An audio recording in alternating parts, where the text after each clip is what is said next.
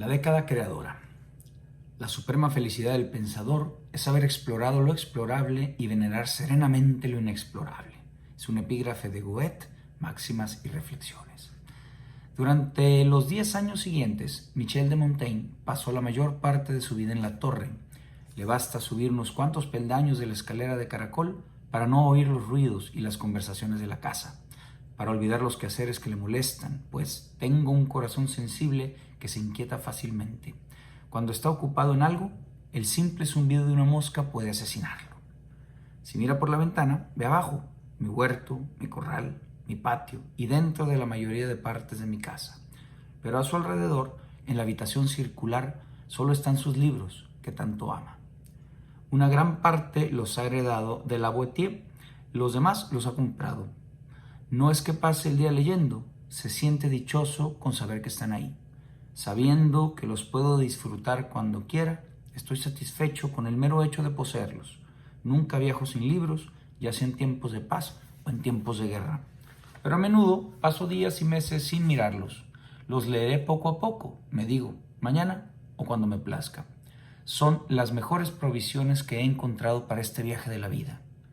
Los libros no son como los hombres, que lo asedian y lo importunan con su palabrería y a quienes resulta difícil eludir. Si no se los llama, no vienen. Puede tomar este o aquel a su antojo. Mi biblioteca es mi reino y en ella trato de que mi gobierno sea absoluto. Los libros le cuentan sus puntos de vista y él responde con los suyos. Expresan sus pensamientos y le inspiran otros. No molestan cuando él guarda silencio, solo hablan cuando él les pregunta. Este es su reino. Ellos están a su servicio. Montaigne ha explicado de modo insuperable cómo lee y qué le gusta leer. Su relación con los libros, como con todo, es de libertad. Quiere leer y aprender, pero solo tanto y durante tanto tiempo como le plazca y solo cuando halle placer en ello. No ha renunciado a sus obligaciones para asumir otras nuevas. De joven, dice, leía para la ostentación, para hacer gala de conocimientos y alardear de ellos. Más adelante, para ser un poco más sabio, y ahora simplemente por placer. Nunca por el beneficio. Si un libro le aburre, toma otro. Si un libro le resulta demasiado difícil, no me muerdo las uñas por las dificultades que encuentro en un libro. Después de 1 o 2 intentos, renuncio, pues mi cabeza actúa solo al primer impulso. Si no comprendo un punto a primera vista, es inútil repetir los esfuerzos. Solo consiguen hacerlo más oscuro. En el momento en que se requiere un esfuerzo, este casual reader, lector ocasional, desiste. No tengo necesidad de sudar por ellos y puedo dejarlos cuando quiera. No se ha instalado en la torre para convertirse en un erudito o un escolástico. De los libros se espera que lo estimulen y le instruyan gracias a este estímulo. Aborrece todo lo sistemático, todo lo que pretende imponerle una opinión o saber ajeno. Le repugna todo lo que proviene de manuales. En general, elijo libros que utilizan la ciencia, no los que conducen a ella. Es un lector indolente, ocasional, pero qué refinado. Uno está dispuesto a suscribir al 100% las opiniones del lector Montaigne. En general, tiene 2 predilecciones.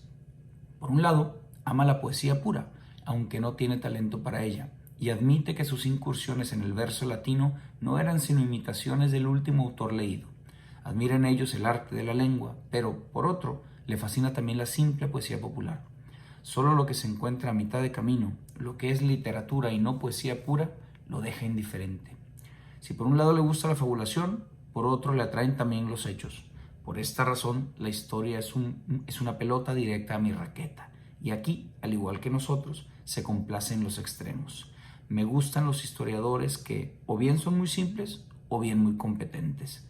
Le gustan los cronistas como Froissart, que se limitan a aportar la materia prima desnuda de la historia, y por otro lado, los historiadores capacitados y excelentes, que con talento realmente psicológico saben diferenciar en esta materia prima lo verdadero de lo falso, un privilegio que pertenece a muy pocos. Por eso, aquellos que escriben biografías me proporcionan el alimento idóneo, pues valoran más los motivos que los acontecimientos. Les interesa más lo que sale del interior que lo que sucede fuera. He aquí por qué, antes que cualquier otro, Plutarco es mi hombre. Los otros, los de en medio, que no son artistas ni ingenuos, lo estropean todo. Quieren darnos la comida masticada y se arrogan el derecho de juzgar y tergiversar la historia según sus propios prejuicios. Le gustan las imágenes y los símbolos en la poesía, el mundo de los hechos en la prosa, todo lo que lleva el factor humano y ayuda a comprenderlo. Ergo, la historia. La más simple anécdota es para él más importante que todo un sistema del mundo.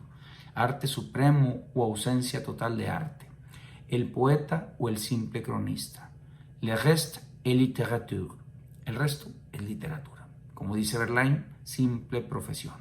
Y Montaigne aborrece toda profesión.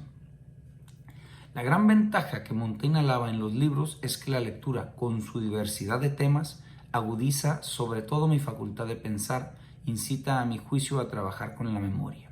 Lo incita a responder, a expresar su propia opinión, y así Montaigne se acostumbra a anotar los libros, a subrayarlos, y al terminar cada libro apunta la fecha y la impresión que le ha producido en aquel momento. Todavía no es crítica, todavía no es el arte del escritor, es solo un diálogo con el lápiz en la mano, y al principio nada más lejos de él que escribir algo relacionado con lo leído. Pero poco a poco la soledad de la habitación empieza a influir en él. Las muchas voces mudas de los libros exigen cada vez más respuestas, y para controlar sus pensamientos trata de fijar algunos por escrito. Cuando recientemente me retiré a casa, estaba decidido a no inmiscuirme dentro de lo posible en asunto alguno, y a pasar en paz e intimidad el poco tiempo que me quedaba de vida.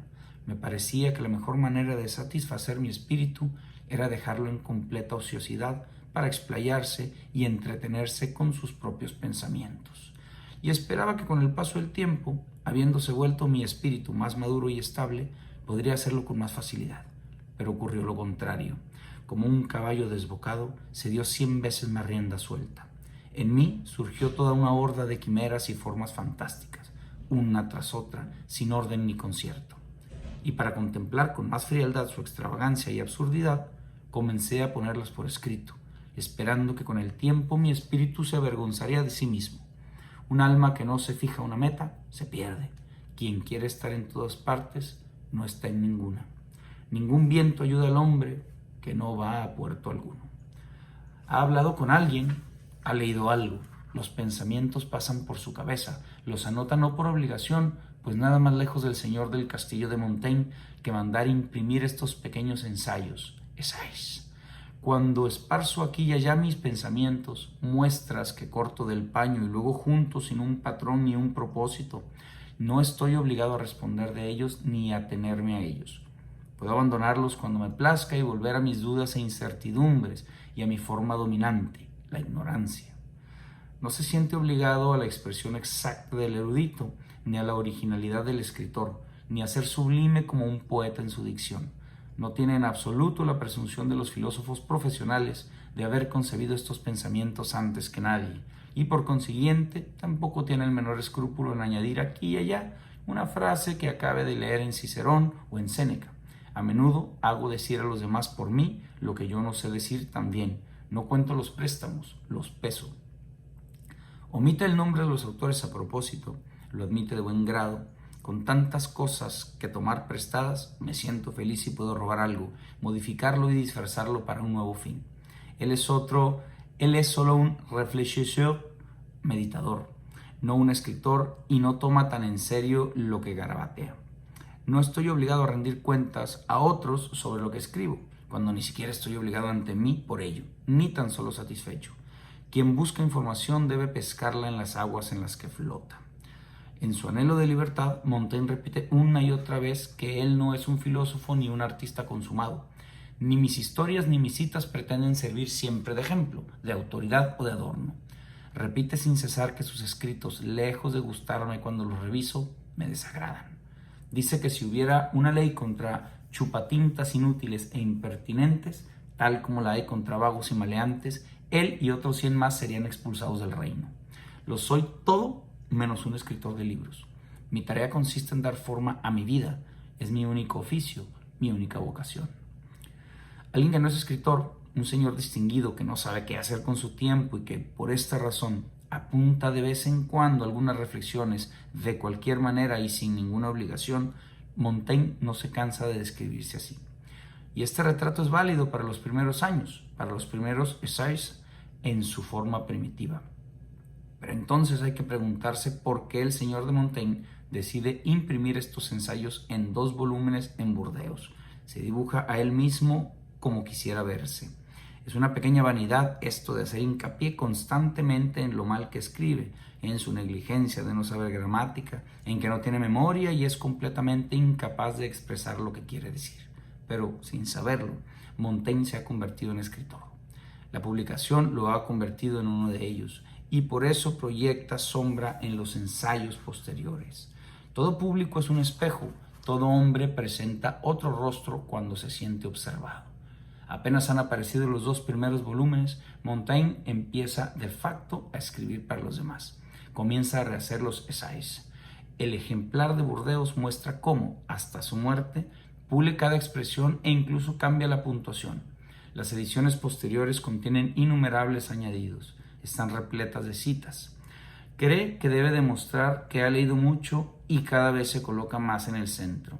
Si antes solo se había puesto a prueba para conocerse, ahora quiere demostrar al mundo cómo es y pinta un retrato de sí mismo que, salvo algunos detalles, es magníficamente fiel. En general, la primera versión de los essays, la que menos dice de una persona, es en realidad la que más dice. Es el Montaigne auténtico, el Montaigne de la Torre, el hombre que se busca a sí mismo. En ella hay más libertad, más sinceridad. Ni el más sabio escapa a la tentación. Primero quiere conocerse, después mostrarse como es.